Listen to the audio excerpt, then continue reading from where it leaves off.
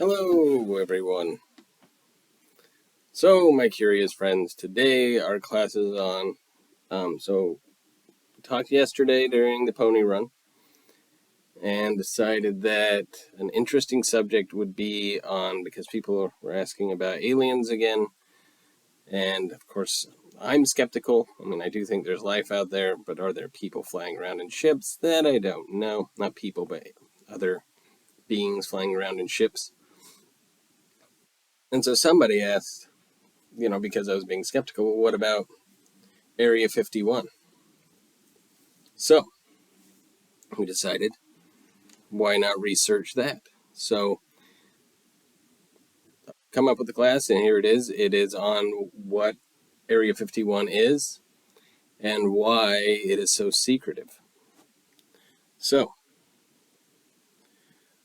let's get started on why it is and see it, and there's a whole lot that actually goes into Area 51. So sit back, get a drink of water, some juice, something like that, and let's find out about Area 51. So it's been a perennial obsession for more than 50 years. It's provided a shadowy backdrop for shows like The X-Files and movies like the 1996 blockbuster Independence Day. And in 2019, this well-known but little understood location took over social media when one jokester inspired millions of people to RSVP yes to trespassing on Area 51. So I don't suggest that that's something that we should do, but yeah, give me 1 second, I'm going to pause. My apologies, I was having a difficult time reading from that far away. So the place, Area 51, a remote patch of desert some 83 miles northwest of Las Vegas. Next to a salt flat at the foot of a mountain, this military outpost and what's happened inside it is so top secret that its very existence was disputed until 2013. So some people didn't even believe it was a real place. That much I knew because if you do get near there, there will be people that come out and tell you to leave. That I know for sure. So in short, Area 51 was created during the Cold War to help America peek in on the Soviet Union. But because of its clandestine beginnings and cutting-edge tech, or technology, for short, or for long, many Americans came to associate the base with extraterrestrial ships and little green men. So what is Area 51 really, then? What do we know for sure? How did a Cold War espionage operation become associated with theories of deep state cover-ups of crash-landed aliens? And why did dozens of people put their lives on hold in September 2019 to drive into the Nevada desert to stand outside of it? Here's what we know for sure, and what secrets are yet to be revealed. So there's a sign right outside. It says, "Warning, military installation, off limits to unauthorized personnel." So if you do get close, you'll see signs, and there's gates that are kind of block it off. I'm sure there's a way around the gates on the other end, but I'm not suggesting that anybody try that. So spy games and unmarked planes. Here's what we do know about Area 51 today. The U.S. Air Force uses the 38,400-acre patch of desert as a training site, sometimes called the Nevada Test and Training Range. The base is located next to a salt flat called Groom Lake and is home to some of the longest runways in the world. So I know in Salt Lake, and so they might use this for, this as well. If they're developing planes, and that's what sometimes people see things flying around there, and they're like, oh, that must be a UFO. But this long strip, in Salt Lake, because right outside there's the salt flats, and they're huge, and they go on forever. And the first person to break the sound barrier in a vehicle, in a car, was actually on the salt flats. because it's so long and expansive, and it actually makes it easier to stop things like that. Um, it's a great way to test just how fast you can go because you need tons of space. And so there's a good chance that with 38,400 acres, that planes are taking off all the time and using this as a runway and landway.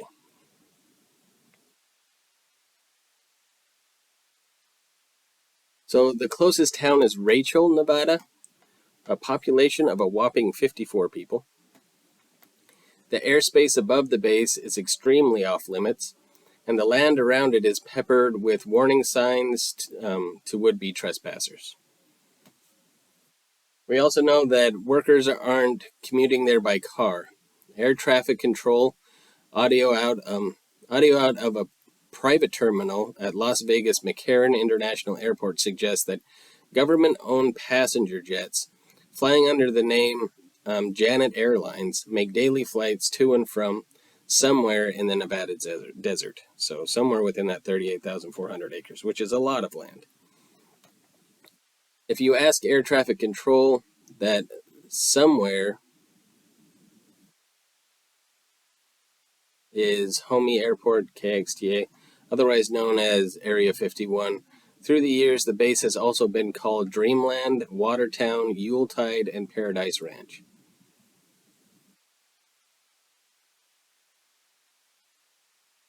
Okay, that was a very poorly shaped sentence. There should have been a question somewhere in there if you start any sentence with if. Typically, there should be a question. But anyway, so the next statement, a war wakes up the desert. So not much was happening on this swatch of land before World War II. In 1864, prospectors discovered silver and lead around Groom Lake Salt Flat. A man named Patrick Sheehan built a humble homestead and founded Groom Mine in 1889. The Sheehan's homestead was about as isolated as it gets. Las Vegas wasn't even founded as a city until 1905 and was inaccessible by railroad until 1906. But the family's quiet life abruptly changed in 1941 when the government sent agents to scout the area for use as a training for bomber planes. An airstrip called Indian Springs Auxiliary Field Number 1 was constructed where the Area 51 sits today, 6 miles from their homestead. In 1951, the United States Department of Energy began nuclear detonation tests at the Nevada test site 20 miles from the Sheehan's homestead. After World War II, the military training airstrip fell quiet, but not for long. So it seems as though, just kind of got started as just a test site, nuclear testing, because obviously with the Hiroshima and Nagasaki bombings that the U.S. performed in Japan, they needed test sites. And I know that a lot of deserts and, places kind of like Nevada and Utah store a lot of these nuclear materials in the walls because the rocks actually can kind of contain it better. I mean, it's not a good thing for the earth or anything at all, but it can contain it a little bit better. So I'm guessing that's why they're out there doing these things, especially since we're playing around with things that can be very volatile, which is also probably why they warn people not to go out there, because it's really unsafe. I mean, it's not just because there's secrets, which I'm sure there are, but it's also probably very unsafe. So keeping the Cold War cool. In March 1954, President Dwight D. Eisenhower was worried that America's lack of knowledge of Russia's military developments might leave America vulnerable to attack. So Eisenhower recruited a panel of experts to figure out how the United States could use science to thwart a potential Russian attack. One thing was clear: the U.S. would need eyes in the skies over the Soviet Union. And once America had a blueprint in the works for a cutting-edge surveillance plane, a secure location would be required to assemble and test it. Area 51. So a scouting group flew over Groom Lake. From far above, they could see it was remote, unassuming, and it already had an airstrip. It was perfect. That's how Area 51 was born. So really, this had to do with just the U.S. being afraid of us being vulnerable to attack by Russia. And so we needed to find a place that was remote, had an airstrip, and we could practice everything that we needed to, right out there in the desert, away from civilians, because it's so remote. So in the early days, Lockheed engineer Kelly Johnson nicknamed the base Paradise Ranch. This was Johnson's way of making the arid patch sound more appealing to potential staff. Despite the lack of cultural attractions, nightlife, or vegetation, workers embraced the moniker and began referring to themselves as ranch hands. Paradise Ranch, ranch hands. Area 51 quickly became a favorite location for the CIA's classical airborne espionage ops. But as projects became more technologically complex, the bare-bones facility needed major upgrades. So by 1964, Area 51 was transferred into a fully functional spy plane factory. So I'm guessing that's where things like the stealth bomber and things like that were created and started to be created. And that's also probably why they don't want anybody getting in there. They don't want anybody taking their secrets. So contractors poured a new asphalt runway to accommodate faster planes, replacing the old 5,000-foot one with one that stretched 8,500 feet. Workers delivered disassembled naval housing units and plane hangars to Groom Lake. Construction crews dug a new water well and enacted recreational facilities. They added all the necessary warehousing, shop space, and fuel storage. Now, here's something interesting in quotes. Day or night, you could get a steak. Doesn't sound so bad. So in a 2010 interview with the Seattle Times, former Area 51 contractor James Nose recalled that the food was particularly good in the 60s. Professional chefs hired away from Las Vegas restaurants could make just about anything. Day or night, you could get a steak, Nose said. Whatever you wanted. Through the years, the CIA and Air Force developed several types of surveillance and attack aircraft at Area 51. So the first plane that was built at so-called Paradise Ranch was the U-2 spy plane. Subsequent projects included the Lockheed A-12, the SR-71 Blackbird, and the stealth F-117 Nighthawk attack aircraft. So, stealth bomber. Now, during the Vietnam War, the base was the headquarters for a project to reverse engineer a Soviet-built MiG-21 F-13 plane that a defector pilot surrendered. So, I don't know if any of you have seen the new Top Gun, but the MiGs are the ones that they practice with because those are the Russian planes. And I'm sure maybe some of the things that they actually did with the MiGs could have been out there in Area 51. Because, yeah. So, of course, these are just some of the declassified projects we know about.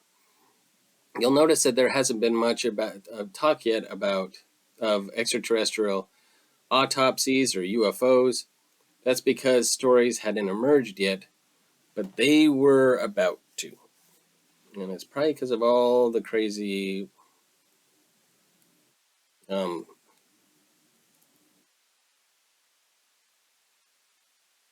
planes that they're building, spy planes and things like that. They go faster than people were probably ready for. So here we go. Flying saucers and secrets. So let's see. Is DJ a skeptic or a realist? We'll find out. And this is just these people writing it, so we don't know for sure because we didn't go there. But flying saucers and secrets. In the late 1950s and early 60s, calls and letters about UFO sightings trickled to air traffic control and the Air Force. These reports were, in large part, coming from the airline pilots flying from east to west at dusk. They reported seeing fiery disks, flying saucers at altitudes too high for any man-made plane. At the time, as far as the public knew, even the most advanced military aircraft flew below altitudes of 40,000 feet. The U-2 spy plane that the CIA was testing area flew above 65,000 feet. So that's much higher than what people had estimated could be humanly possible. The Air Force began a program in 1952 to investigate UFO reports. Operation Blue Book, as it was dubbed, checked the details of each UFO report against the CIA's top secret flight logs. Once all the notes had been compared, civilians were told they were witnessing a weather phenomenon.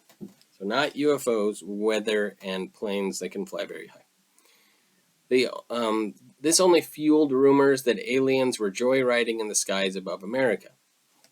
And then decades later, one man's unsubstantiated claims would solidify what many people already suspected. In 1989, Las Vegas local CBS affiliate KLAS aired an interview with a man named Bob Lazar. In the interview, Lazar claimed he and others had been stationed at the base in the Nevada desert called Sector 4. So there's a bunch of different sectors. Lazar said Sector 4 was underground, connected to Area 51 by a vast, miles-long underground rail system. He said that they were working to reverse engineer an antimatter reactor-powered alien spaceship. Okay, so they're trying to work to reverse engineer. So, no record of Lazar ever being employed by any government or military organization has ever been found. But one journalist asserts that Lazar had knowledge of the inner workings of Nellis Air Force Base in Las Vegas, the Groom Lake facility, and Los Alamos National Lab in New Mexico. So, I don't know, that keeps, alien believers in the mix. Could be planes and weather phenomenon, or it could be that there are things going on underground there that in Sector 4 that we don't really know about, or only a few. I still don't think, but yeah, what are we going to do? And then the next part is a pop culture juggernaut. The existence of the case became America's worst kept secret in the mid-1990s. Though passing references to the base had appeared in the media before, the first major Hollywood production to specifically feature the base was the 1996 summer blockbuster turned cult classic Independence Day. So, yeah, go ahead and watch Independence Day again if you want to see some people talking about Area 51 and what they think they know about it. More recently, it was social media that brought attention to Area 51. In June 2019, 21-year-old college student Mary Roberts decided to create a Facebook event. He called it Storm Area 51, They Can't Stop All of Us. He said it would take place September 20th. Roberts didn't think anyone would give the event, which he created as a joke, more than a passing chuckle. This is how bad jokes go wrong. But within a few days, more than 2 million Facebook users chimed in to confirm their attendance. The Air Force issued a stern warning discouraging people from trying to gain access to a military base. Despite these warnings, around 1,500 people packed their campers and headed into the Nevada desert with your standard alien-centric festival kit, Roswell-inspired onesies, inflatable aliens, and the like. 40 bold individuals did make it as far as the outskirts of the base, but they mostly just chanted for a while and then dispersed when confronted by law enforcement. One arrest was made for public urination. So, you're out in the desert, you gotta pee, but apparently you're not supposed to do that, not in front of everybody. That's a good thing to remember. Use a restroom. Keeping our eyes on the skies. That's all we know about Area 51. As for UFOs, there's a bit more. The government investigation of unidentified phenomena did not end with Operation Blue Book. In August 2020, the Pentagon announced the formation of a new task force to better understand the nature and origin of such reports. In 2017, the Pentagon admitted that it had been running a secret multi-million-dollar program to investigate UFOs for years. It is unclear if the new task force is an expansion of or a replacement for the old program. Government officials said that the new task force would protect national security interests. So earlier in 2020, the Pentagon officially released 3 previously leaked videos taken by Navy pilots that show interactions between military planes and large, fast-flying objects. Officials provided no explanation for the objects seen in the videos. So most Americans don't expect the government to declassify the details of supposed alien sightings anytime soon. In fact, a poll from June 2020 showed that more than half of Americans think if the U.S. government has evidence of UFOs, they would hide it from the public. Only 22% said they think the information would be made public. The Senate Intelligence Committee is holding out hope for more military transparency. Members want the information from the Pentagon's task force to be available to the public. But when it comes to intel on hostile invaders, most officials would rather focus on the threats here on Earth than on tales from outer space. So, anyway, that's what they got. So go ahead and believe if you believe. And go ahead and doubt if you don't. It seems like it's kind of up in the air, but who knows, really? I know I don't. So I might be skeptic, but I'm also not somebody who says I do know or don't know something. I just have my ideas. So, anyway, this has been a longer class than usual, so I hope you enjoyed it. And yeah, I will talk to you all later on. Keep your eyes on the sky.